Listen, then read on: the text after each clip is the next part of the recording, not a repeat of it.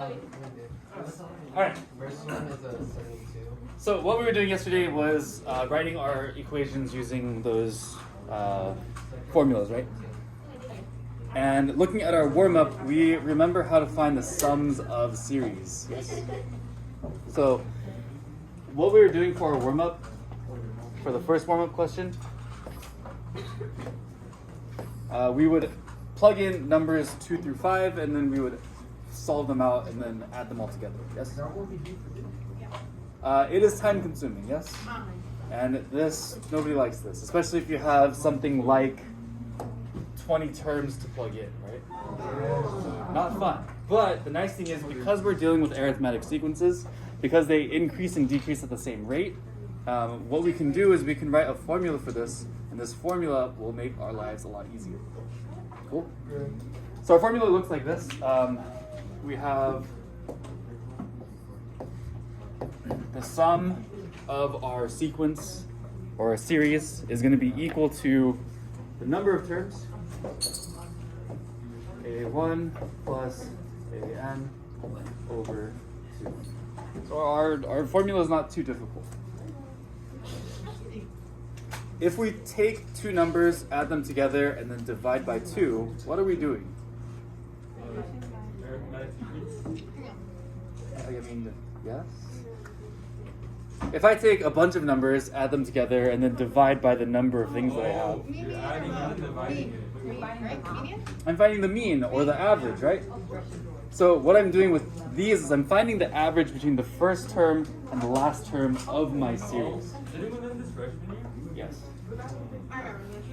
So once you have that average, then we can multiply the number of terms we have, and this will give us the entire sum. So to break this down a little bit more, this n refers to the number of terms that I have. The a1 and the an refer to the first and last terms. So once I figure out how many terms I've got, what my first term and what my last term is, I can figure out what my sum is, instead of having to plug in 1, plug in 2, plug in 3 all the way to 20 and add those together. That makes sense? So my first term, I'm going to plug in what number? 1. My sequence or my series is starting with 1, right? So I'm going to plug 1 into this equation here. So I have 3 times 1 plus 7. What does this give me? 10. 3 times 1 is 3 times plus 7 is 10. I'm also going to find my last term. My last term is going to be 20. So I'm going to plug 20 into the same equation. And I get 67. 3 times 20 is 60, plus 7 is 67. How many total terms do I have? 20. So now I can plug all these guys into my equation here. So if I plug these in, it should look like this. I can say that, whoops, that's not a... I can say that the sum of all 20 terms is equal to, I've got 20 terms total. My first term is 10. My last term is 67. From here, if I'd like to, I can plug all of this into my calculator, or we can use our heads and kind of use mental math if you like. So I'm doing 10 plus 67. That gives me 77 divided by 2. 38.5 times 20. So you might want to. 707. What? You guys are so smart. Oh. I'm not that good. Did you do that in your head? No. I was like, wow. No. Why?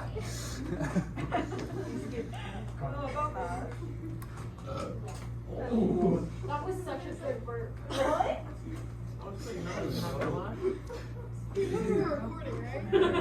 I feel bad for my first period students that have to watch this. Huh? Yeah. Because they missed the other time at school. Some of them are absent. So. All right, try to do the second one on your own, please. Whoops. Sorry. Try to do part B on your own. See what we get. See if we're ready.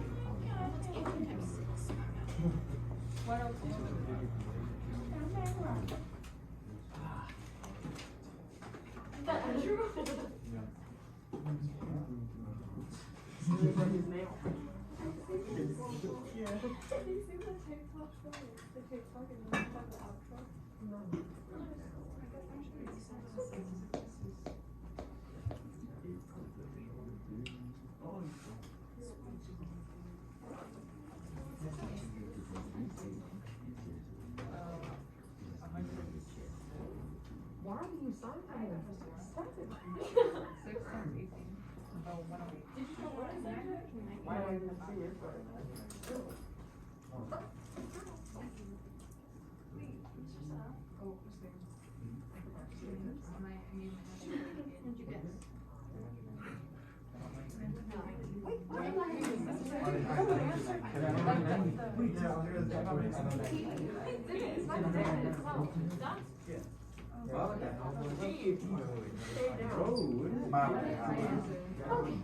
Oh, I put 20. Jake.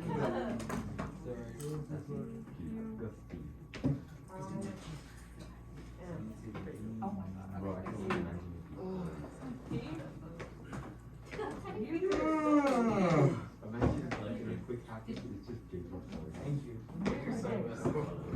No, I'll get it. Is this right? Manners. Oh, I like What? it. Example 6 is up to you. Why you walking all over here? Add the top, divide by 2, and then multiply it. Multiply by 8. Yeah.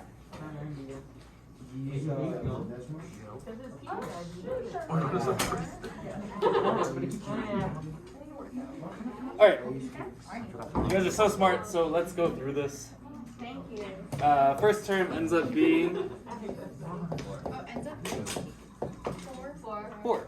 We do 6 times 1 minus 2. My last term is going to be What is going on in this classroom? Why are you moving so much? Man just busted out a coat that I can what is this? 106. 106.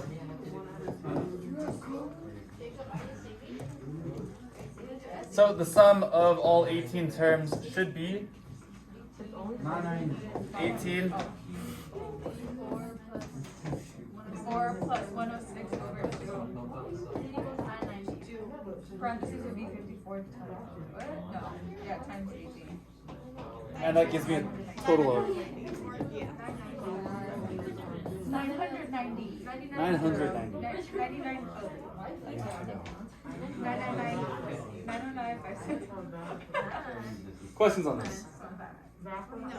Not bad, right? Easy. Pretty easy? That's Alright.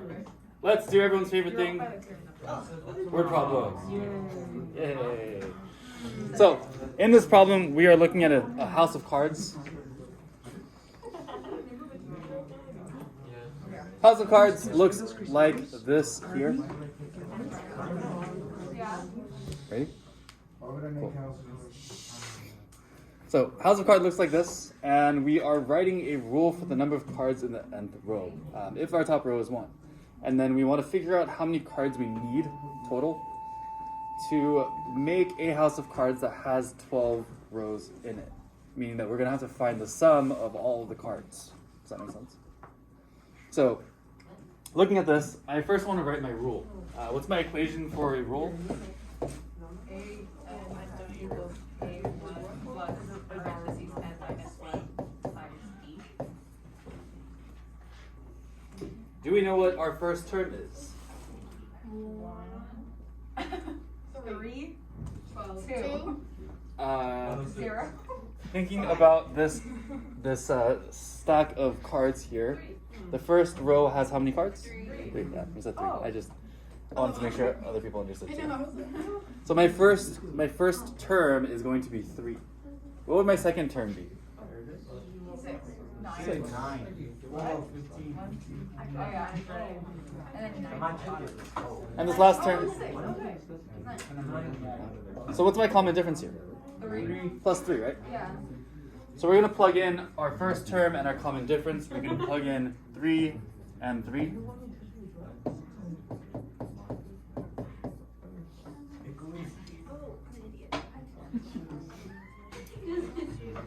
If we distribute this, we get 3n minus 3. What happens to my 3's? Cancel out. So what am I left with? 3n. So my equation here is going to be 3n. I think you guys probably could have figured that out just by looking at the numbers that showed up. Just, yeah. But not all of them are going to be this simple, so I want to get used to using our formula here. So now that we have this formula, can we figure out how many cards we need for a house of cards that has 12 rows in it? Yeah. Try to do this on your own, and then we'll go through it in just a minute.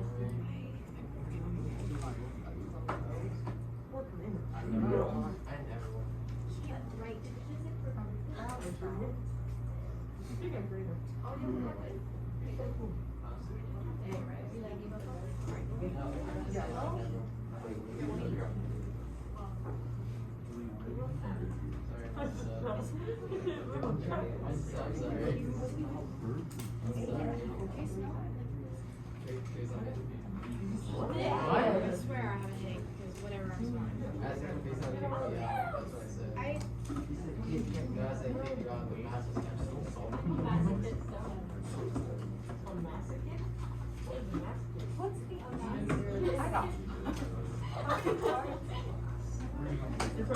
forgot how to do this. First term and the software. I'm having trouble with it. Well, now it's our lunch, so. So do you plug in for everything or you don't? You just plug in distance and angle? You don't know that? Find out how many cards. Because the starting number is 3. So you put 3 in the angle and then pull the next one? I don't know what you did.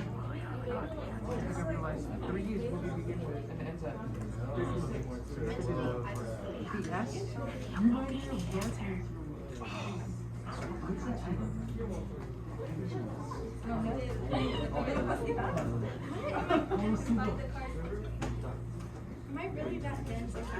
Oh, I'm so tired. Okay, and then 15 and 12, right? 3 plus 36. Wait.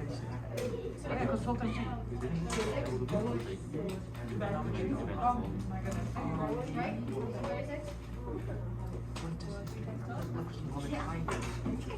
And that's the answer, right? No. What? Because you technically catch it. Okay. Alright.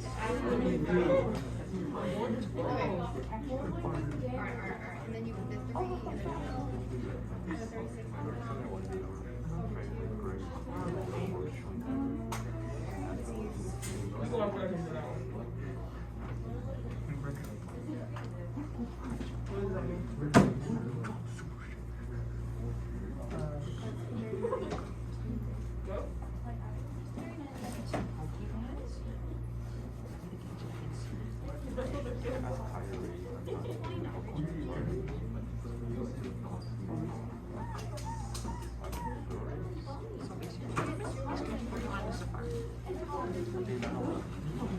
That's what happens in the actual Pokemon games too.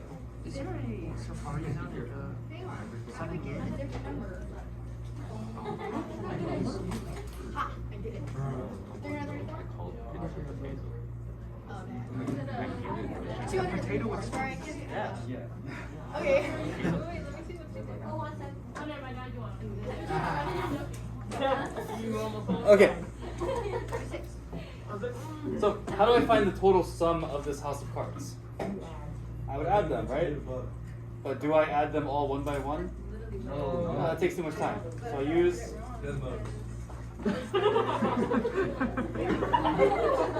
what you had to put the 12 in the parentheses, or 12 for n. Yeah, Charlene. Yeah. Yeah, I'm gonna use my first row and my last row, which I'm going to plug in 3 and 12, yeah? Or why am I lost?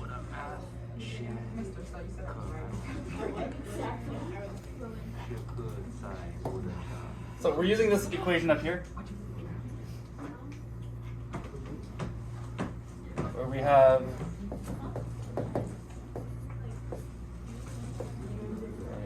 A1.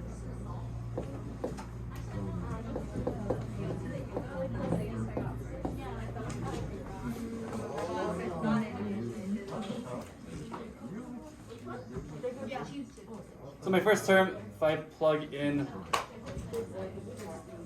I literally just plugged it. What is S? 12 or 12? Whoa. I literally just plugged 12. So if you plug 12 into 3n, yes? 36. You get 36? Yeah. Is that the total number of cards that we have? No, That's the last. That's the total number of cards in the very last row. And we're trying to figure out how many cards are in this entire thing. So I want to plug in 1 and 12, right? So if I plug in 1 to this equation,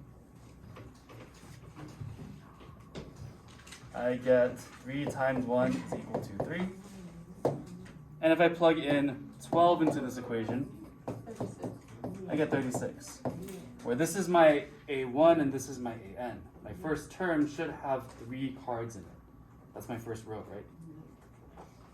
So now I can use this guy to fill out this one. So the sum of all 12 of these should be equal to